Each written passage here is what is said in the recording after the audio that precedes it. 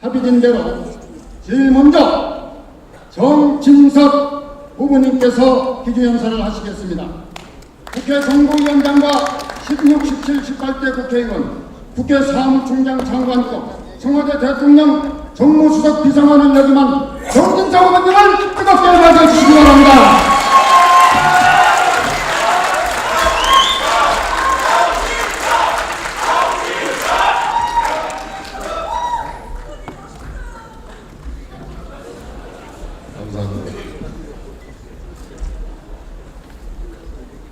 존경하는 천안 시민 여러분, 사랑하는 강원 동지 여러분, 안녕하십니까?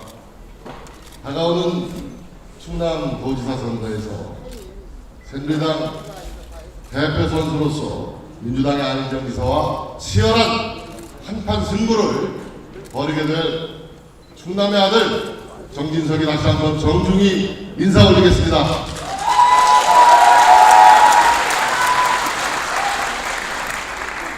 여러분, 우리가 지금 있는 이곳 천안은 저한테는 매우 정겨운 따뜻한 그런 곳입니다. 돌아가신 저희 장인어른께서는 와천동이라고 아시죠? 거기에 그 충남방적이라는 큰 공장을 하셨는데 그 공장에다가 학교를 세우셔가지고 3천여 명의 여직원들을 교육시키셨습니다. 일하면서 배우고 배우면서 일하는 그런 최초의 학교였습니다. 그 소식을 들은 당시 박정희 대통령의 큰따님이셨던 박근혜 지금의 대통령께서 충남방적을 직접 방문하셔가지고 그 여공들의 손을 잡아주시고 위로하고 격려하셨던 적이 있습니다. 그때 사진이 지금도 고스란히 남아있습니다. 그래서 저는 이번 천안에 올 때마다 늘 처갓집에 가는 그런 기분처럼 늘 정겹고 편안하고 또 집사람을 대하듯이 천안에 대한 애틋한 사랑을 간직하고 있습니다. 존경하는 강원 동지 여러분, 우리가 오늘 이 자리에 모인 이유가 무엇입니까? 이 자리에는 우리 홍문표 의원님, 이명수 의원님, 전용학 전 의원님과 친하신 분들도 있고 또 저와 가까우신 분들도 있을 겁니다. 하지만 우리가 오늘 여기 모인 이유는 어떤 후보가 올라갈 때 더 많은 박수를 쳐서 응원해야겠다라는 목적도 있으시겠지만 그보다 더 중요한 것은 누가 6.4 지방선거를 승리로 이끌 적임자입니다. 누가 본선에서 안희정 현 지사를 보기 좋게 꺾을 수 있는가? 누가 우리 충남을 다시 새누리당 품으로 되돌려 놓을 수 있는가의 적임자를 판단하는 그런 자리입니다, 여러분. 여러분, 4년 전 선거를 기억하시죠? 하다가 충남도지사 빼앗겼습니다. 여러분, 우리가 분열했기 때문에 안희정 지사에게 어부지리를 안겨준 거 아니겠습니까? 여러분, 이번에는 우리가 똘똘 뭉쳐가지고 화합과 결속을 이루어서 반드시 도지사를 찾아올 수 있다는 확신을 가져주시기 바랍니다, 여러분.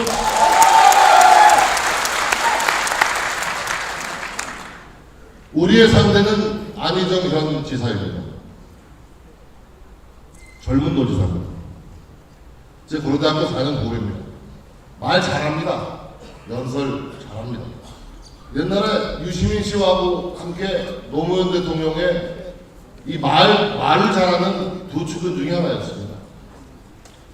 그런데 일을 잘한다는 소리는 잘 들리지가 않는 것 같습니다. 해놓은 게 뭔지 4년 도정을 통해서 딱히 뭘 해놓는지 기억이 안 납니다. 여러분 생각나시는 거 있습니까? 서울시장 박원순 씨가 협동조합 만들고 인천의 송영길 시장이 송도 신도시 만들고 강원도 최문순 지사가 평창 올림픽 유치하라고 했을 때 우리 충남은 뭘 해놓은 게 있습니까? 정부 합동 행정평가 전국 17개 광역단체 중 꼴찌, 국민권익위원회 청렴도 조사에서 17개 광역단체 중 꼴찌, 노인 자살률 전국 1위, 충남도의 부채 비율이 5년 전보다 2배로 뻥충 뛰는 현실. 참으로 우울한 충남 도정의 자화상이 아닐 수 없습니다. 오죽하면 6급 공무원 한 사람이 자기 상관인 도지사에 대항해서 도지사의 행정을 비판하면서 삼농혁신을 비판하면서 도지사 출마하겠다고 나섰겠습니까? 입에 달고 다니는 게 삼농혁신인데 여러분, 우리 충남의 농업이 다른 도에 비해서 특별히 달라진 게 있습니까? 충남의 자존심을 엉망으로 구겨놓고 말았습니다. 비까지 내면서 돈을 많이 투입했는데 왜 성과를 못 올리는 것입니까? 한편으로는 이해는 갑니다. 행정이라는 것이, 도정이라는 것이 아무나 쉽게 할 수는 없는 것입니다. 국회의원 비서관을 잠깐 한 경력만 가지고는 우리 충남의 도정을, 행정을 이끌고 가기에는 솔직히 벅찬 것입니다. 그런 점에서 이해가 가는 것입니다. 저정석 16, 17, 18대 3선 국회의원을 하였습니다. 충남을 대변하기 위해서 자민련 국민중심당에서 시작해서 한나라당까지 양쪽을 두루 경험했습니다. 국회 정보위원장을 했고 청와대 정무수석으로서 이명박 박근혜 정부의 과거 역할을 성공적으로 해냈다는 언론의 평가를 받았습니다. 정권 재창출에 초석을 다졌다는 평가를 받았습니다. 제 일생 일대의 보람이자 자부심으로 생각하고 있습니다, 여러분.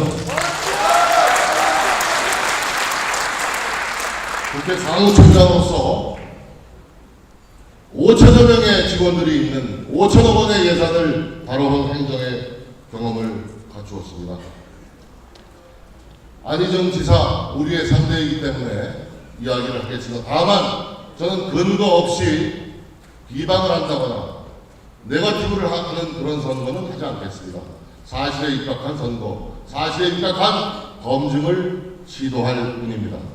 여러분, 제가 모두에 하다가 4년 전에 도지사 뺏겼다고 말씀드렸죠. 당시에 안희정이라는 인물에 대해서 여러분 자세하게 검증을 하셨습니까? 제가 4년 전에 공식적으로 제출한 선거 공보를 보았습니다. 거기에 보니까 국가보안법 2번, 정치자금법과 알선수재, 특정범죄 가중처벌법 위반 등으로 또한 6번의 전과가 있었습니다. 이 명명백백한 사실입니다. 여러분 알고 계셨습니까? 여러분, 사람은 말이 아닌 실천으로, 그리고 순간의 말이나 연설이 아닌 그 사람이 어떻게 살아왔는가의 삶 전체의 궤적을 보고 삶의 결과를 보고 평가해야 된다고 저는 감히 생각합니다. 야당은 지금 새정치를 하겠다고 말합니다. 당 이름도 새정치란 말이 들어가는 모양이에요. 여러분, 대기업으로부터 천문학적인 수십억의 돈을 챙겨가지고 징역까지 갔다 온 사람을 대표 주자라고 내세우는 게 새정치입니까?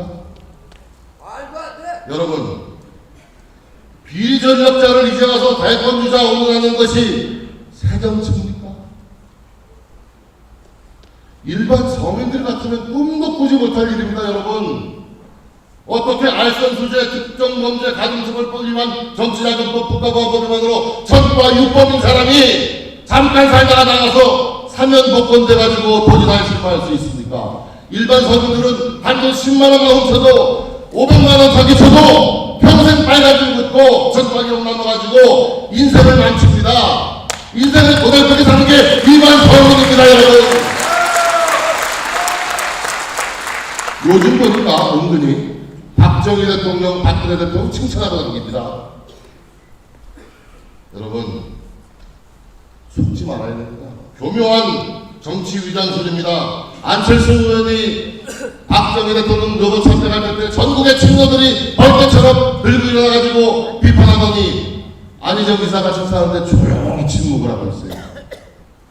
우리 편을 끌어가기 위한 위장 전술입니다, 여러분. 우리가 정신 차려야 됩니다. 제가 시간이 나졌기 때문에 저 정진석 누구보다도 박근혜 대통령과 소통할 수 있는 능력이 있다고 생각합니다. 박근혜 대통령이 저를 믿어주셨습니다. 청와대 정무수석으로 천거한 사람은 바로 박근혜 대통령이었습니다. 정권 재창출이라는 막중한 임무를 완수하고 큰 보람으로 자부심으로 여기고 있습니다. 이 정진석이 TV 토론에 나가서 안희정 후보를 KO시켜버리고 말겠습니다, 여러분. 저 정진석 자랑 한마디 할까요? 자민련 대변인 시절에 KBS 심야 토론 최다 출연자 중에 한 사람입니다. 유시민과 맨날 토론하면서 유시민 씨가 얘기할 때 아니 정진석하고만 토론하면 짜증난다고 정진석하고 토론하기 싫다고 한 게 바로 이 정진석입니다, 여러분. 저 정진석 충청정당과 한나라당을 모두 경험한 사람으로서 화합과 결속을 이룰 적임자라고 생각합니다. 정성모 전 지사의 아들 정진석, 충청권의 대변자였던 김경필 총재의 정치적 아들 정진석, 박근혜 대통령의 수호천사 전령사 정진석이 반드시 여러분의 소망을 이루어내겠습니다, 여러분. 감사합니다. 저의 힘을 모아주시기 바랍니다. 고맙습니다. 정진석님께 다시 한번 큰 박수를 보내주시기 바랍니다.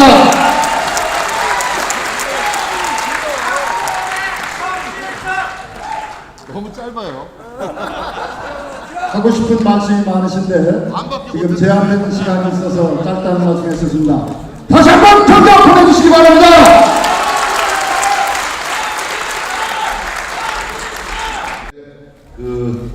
제가 도지사가 되면 우리 천안 발전을 위해서 어떤 사업들을, 어떤 구상을, 어떤 고민을 가지고 있는지를 간략히 설명을 올리겠습니다. 얼마 전 박근혜 대통령께서 경제혁신 3개년 계획을 발표하셨습니다.